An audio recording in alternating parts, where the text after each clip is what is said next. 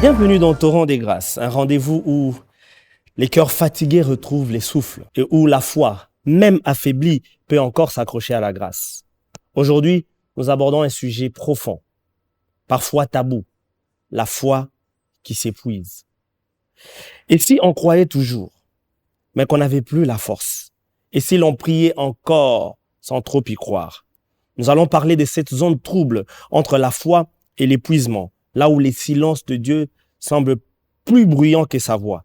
Et nous les ferons à travers un témoignage fort, celui de Josias. Pour en discuter, aujourd'hui, je reçois le pasteur Benjamin Bossoir. Bonsoir, pasteur. Bonsoir. Pasteur Benjamin est pasteur à l'église intercommunautaire Prince TP Extension d'Ikitambo. Nous sommes heureux de vous accueillir ici dans le Torrent des Grâces. Merci. Et nous espérons que votre éclairage spirituel va permettre de situer tous nos téléspectateurs par rapport à la problématique dont nous discutons aujourd'hui. Merci beaucoup. Place à présent au récit de Josias. Shalom, chers fidèles téléspectateurs et internautes de Torrent de Grâce. Voici le récit du jour. Josias était de ceux qu'on appelle fidèles. Depuis l'âge de 19 ans, il servait. Montagne, groupe de prières, jeunes collectifs, retraite annuelle, solil, programme, réunion, tout. Et chaque fois qu'on lui demandait comment il allait, il répondait d'un sourire, Dieu contrôle tout. Mais en secret, il n'en pouvait plus. Cela faisait 13 ans, 13 longues années de prières sans exaucement, de CV envoyés sans réponse, de relations brisées, des promesses non accomplies. 13 ans à proclamer la foi pendant que ces nuits étaient faites de larmes. Un soir, il est resté assis dans le temple, seul. Après que tout le monde soit parti, il a regardé l'autel, ce lieu qu'il avait nettoyé, bâti, honoré. Et il a dit, Seigneur, à quoi bon de continuer? Je t'aime, mais je suis à bout. Il ne s'agissait pas de doutes théologiques. Il ne reniait pas Dieu. Il était juste épuisé d'espérer, fatigué de croire, usé par le silence. Et ce soir-là, dans ce temple vide, il n'a pas reçu des visions, ni entendu des voix, mais une pensée a traversé son esprit. Et si Dieu ne parlait pas pour me punir, mais pour me purifier? Josias s'est mis à pleurer. Non plus de détresse, mais d'abandon. Il n'avait plus la force de lutter, alors il s'est simplement laissé aimer. Ce n'était pas spectaculaire, c'était silencieux, mais réel. Et c'est peut-être ça, la vraie foi. C'est-à-dire continuer à s'accrocher même quand plus rien ne répond. Et vous, chers fidèles téléspectateurs et internautes de Torrent de Grâce, que pensez-vous de cette histoire de Josias? À vous les claviers. Frères et sœurs, nous connaissons tous des Josias. Peut-être en sommes-nous un, présents dans tous les cultes, actifs dans tous les départements, mais vides de l'intérieur. Des gens qui n'ont pas perdu la foi, mais qui n'ont simplement plus la force. Qui ne doutent pas de Dieu, mais qui doutent qu'ils se souviennent encore d'eux. Aujourd'hui, je vais dire à quelqu'un, la fatigue n'est pas un péché. Le silence de Dieu n'est pas son absence. Et ton épuisement n'annule pas ton attachement. Si tu continues de venir, même à genoux, c'est que ta foi respire encore. Et c'est dans ces déserts sacrés que Dieu prépare les plus grandes résurrections. Et Dieu ne méprise pas les respirations faibles. Il les restaure. Pasteur Benjamin, pourquoi avons-nous tant de mal à avouer que notre foi est fatiguée? Merci beaucoup, frère Job. Je veux répondre à votre préoccupation par une anecdote. Le 11 mai de l'année en cours, je perdu... Il y a quelques semaines en arrière. Là. Exactement. Ouais. J'ai perdu mon aîné, mon grand frère. Et c'était exactement le jour où on devait tenir un grand culte de consécration de diacre et ancien de notre paroisse de Massina. Et je vous avoue que j'étais vraiment terrassé. J'étais abattu. Et comme papa, mon père, le révérend Zouzi, celui qui devait en fait présider la cérémonie, je lui ai avoué ma faiblesse. Je lui ai dit, papa, je ne pouvais pas vraiment servir aujourd'hui. Je me sens très terrassé. Et je vais juste être là, regarder, observer. Parce que aujourd'hui, là, au moment où nous parlons, on est entré d'enterrer mon frère. Et voilà. Moi, je pense que pour répondre à votre préoccupation, le problème de l'Église aujourd'hui, c'est qu'on donne beaucoup trop plus de l'importance à ce que moi j'appelle la performance spirituelle. En fait, une tendance qui va vers l'infaillibilité spirituelle. En fait, où on a du mal à avouer ses faiblesses. On a du mal à dire que je suis à bout et que je suis fatigué. On a du mal, n'est-ce pas, à montrer au monde que ça ne va plus. Et voilà le problème, mon frère. Alors que pour Dieu, attester notre moment de faiblesse ou un moment de peine n'est pas du tout un péché. Le moment de fatigue, un moment où on ne peut plus avancer, on sent qu'on est vraiment dépossédé de cette énergie qui peut t'aider à avancer. Ce n'est pas du tout un péché. Et quand nous rentrons dans la parole de Dieu, nous voyons que même Jésus-Christ, notre Seigneur lui-même, alors qu'il était dans son agonie, dans ses jardins de Gethsémani, il n'a pas avoué sa peine, sa tristesse. Il a demandé au Père, il dit, mais mon âme est abattue jusqu'à la mort. Et il était là en train de prier, mais seulement à cause de cette frayeur, de cette douleur, eh bien, la sueur s'était transformée en sang. Et voilà, il n'a pas caché sa faiblesse. Encore moins, une fois qu'il était dans cette montagne de la croix, appelée Golgotha, nous voyons qu'à un moment donné, il a crié, Élie, Élie, lama sabachthani, Père, Père, pourquoi m'as-tu abandonné? Et justement, à ce moment-là, il se sentait un peu séparé du Père. C'est un moment de silence, un moment où il ne pouvait pas garder sa communion avec le Père. Et il a crié. Et à plus forte raison, nous, fils d'Adam, nous qui habitons encore cette terre remplie de problèmes, de situations, parfois de peines, des situations qui nous dévastent, et nous pouvons que, n'est-ce pas, avouer notre peine. Ce n'est pas du tout un problème. Mais est-ce que, pasteur, la tendance que nous avons à vouloir cacher notre peine, à vouloir cacher notre épuisement, est-ce que ça ne vient pas de vous, nos pères? Vous nous enseignez qu'il faut pas être incrédule, qu'il faut croire que Dieu est toujours présent, qu'il faut croire que Dieu agit toujours. Est-ce que ce n'est pas finalement vous qui nous avez inculqué cette culture-là à nous dire je ne peux jamais dire que je suis fatigué, je ne peux jamais dire que je suis à bout parce que ce que j'ai confesse, c'est finalement ce qui finit par m'arriver. C'est exactement ça, en fait. Moi, je qualifie ça, en fait, peut-être d'une forme d'hypocrisie. Une hypocrisie qu'on peut qualifier de spirituelle parce que c'est très courant à l'église où nous voyons de frères et sœurs qui sont terrassés par des situations un peu compliquées mais qui font un peu semblant. Parce qu'on veut servir, parce qu'on veut remplir une charge ministérielle, parce qu'on veut aider, parce qu'on veut toujours que les gens te voient souriant et tout, et puis on cache parfois nos plus grandes peines. Alors qu'à un moment donné, on a aussi besoin de consolation, on a aussi besoin que les gens se tiennent juste devant nous et partagent nos peines et nous adressent une parole d'encouragement. Il faudrait que nous puissions aider aussi, n'est-ce pas, le membre de l'Église à avoir cette culture-là de savoir qu'on n'est pas infaillible en fait, on est des humains. Quel que soit le rang que nous occupons à l'Église, nous restons humains. Donc, pasteur, il peut arriver que l'on se refroidisse. Ouais. Alors, ma question, c'est que, est-ce que Dieu se détourne de nous quand nous refroidissons? Non, non, bien au contraire. Il est très proche de nous lorsque nous traversons des moments les plus compliqués, les moments les plus difficiles. Voyez-vous? Dans Psaume 34, verset 18, il est dit, l'Éternel est près de ceux qui ont le cœur brisé. Vous savez, je peux dire que c'est le moment le plus exceptionnel où le Seigneur est plus proche de nous, où il nous console.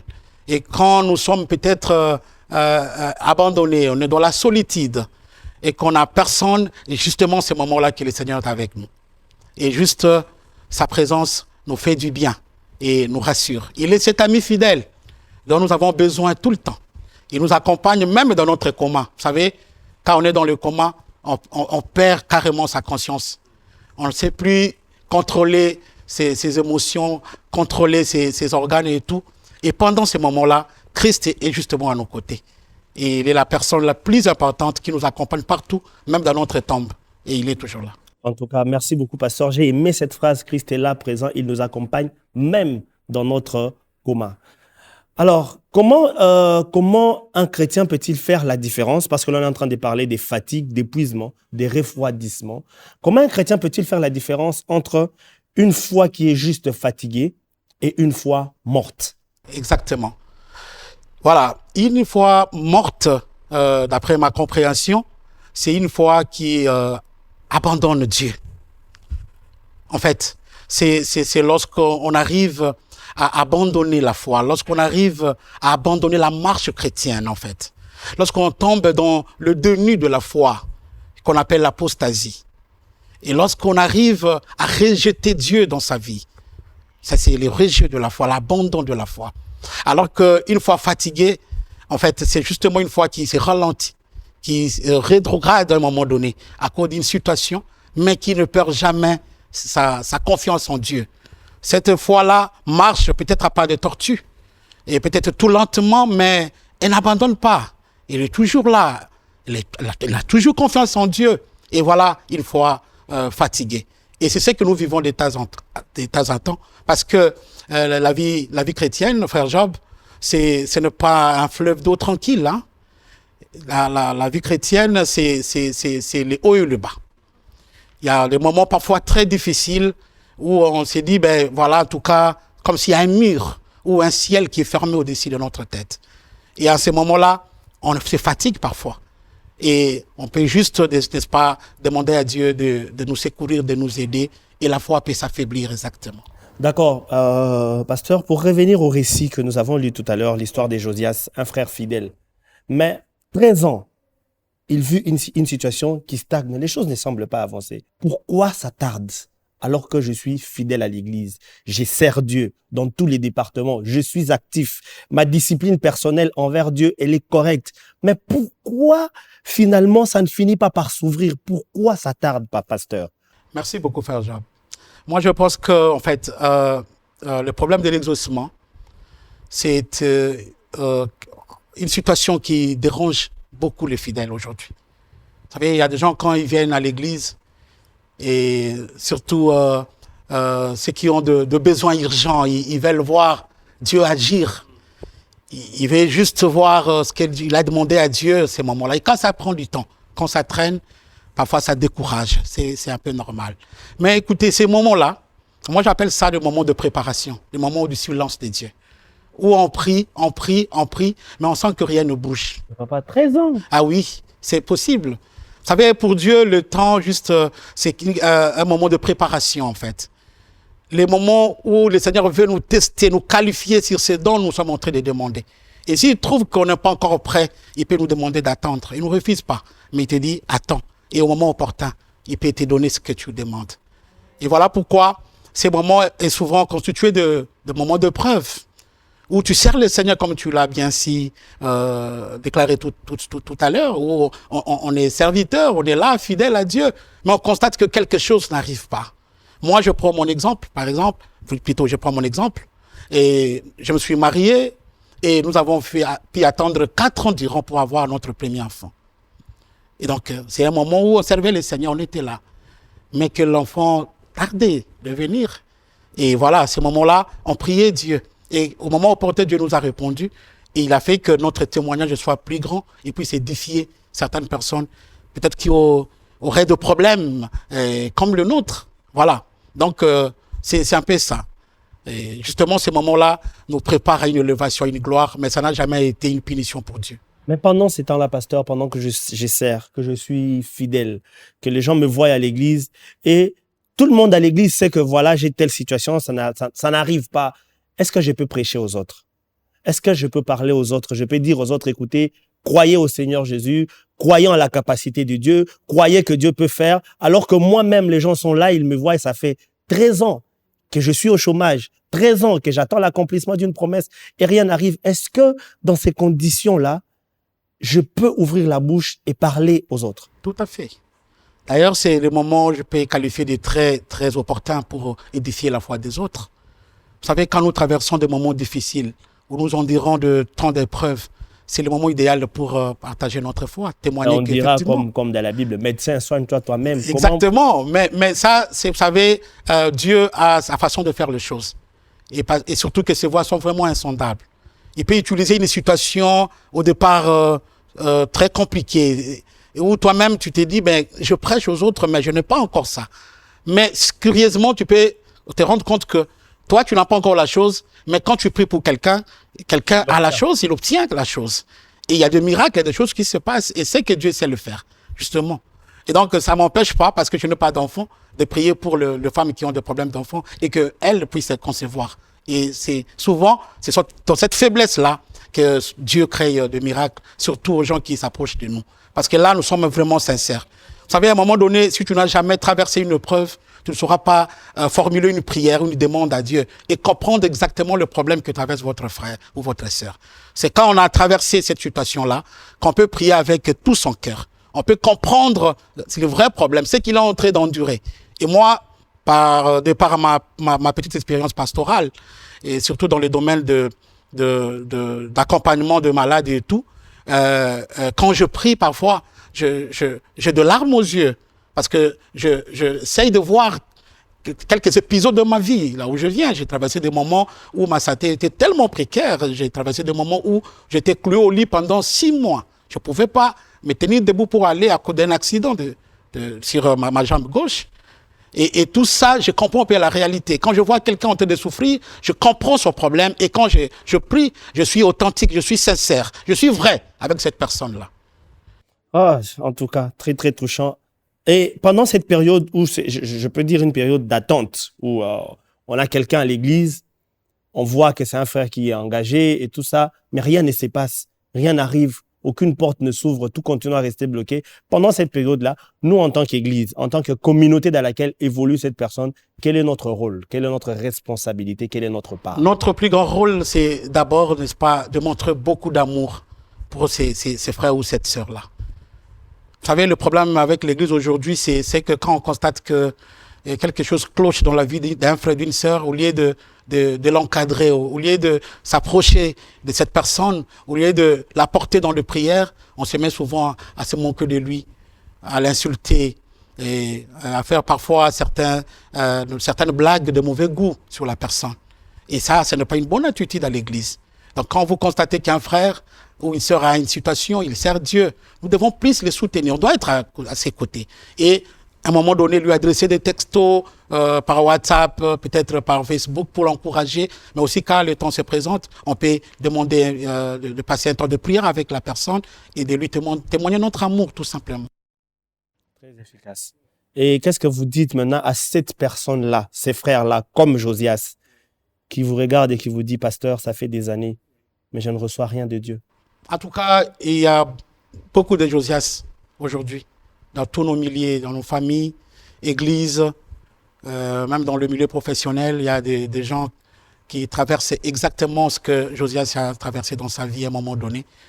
13 ans de patience, 13 ans de dur labeur, 13 ans de silence, 13 ans de preuves, ainsi de suite.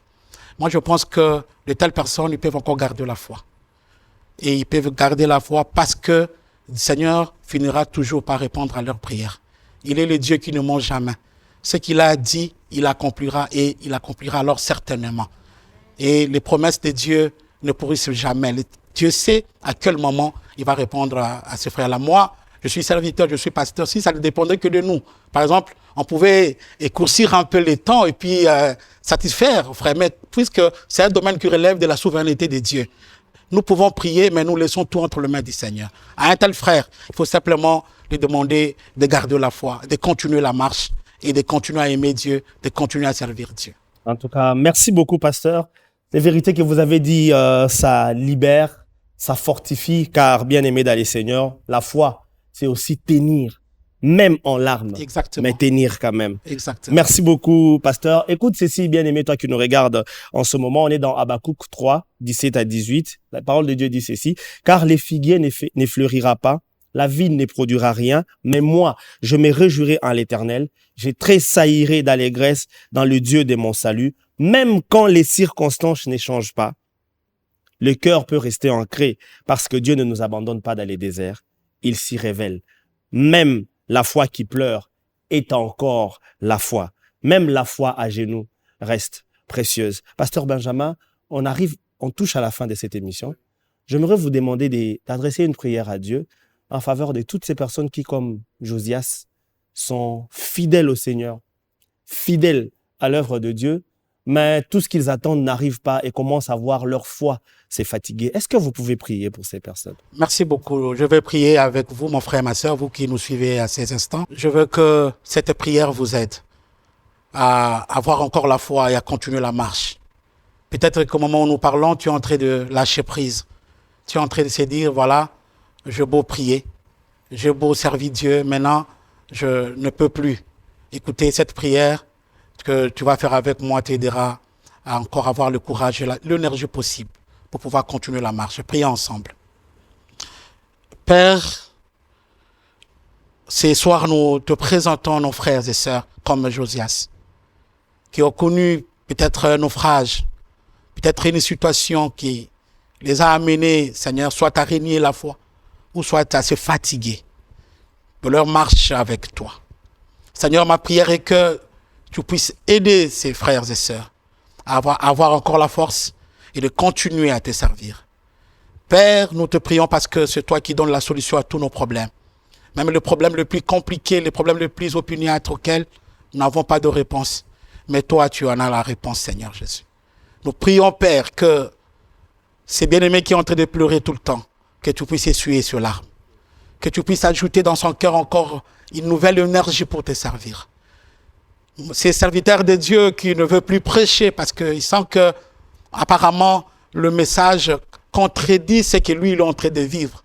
Je prie, éternel Dieu de gloire, que tu puisses exaucer un tel frère, un tel serviteur. Il y a une femme qui est en train peut-être de pleurer parce qu'elle n'a pas d'enfant. Jésus, c'est toi qui donnes les enfants.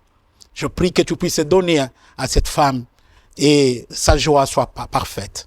Nous te prions, Père, dans le nom de Jésus. Aide-nous, Seigneur, à continuer la marche, tout en sachant que nous vivons un monde rempli de mauvaises choses. Un monde rempli de preuves. Mais aide-nous à tenir le bon jusqu'à la fin. Nous te prions, Père, dans le nom de Jésus-Christ, notre Seigneur et notre Sauveur. Amen. Amen.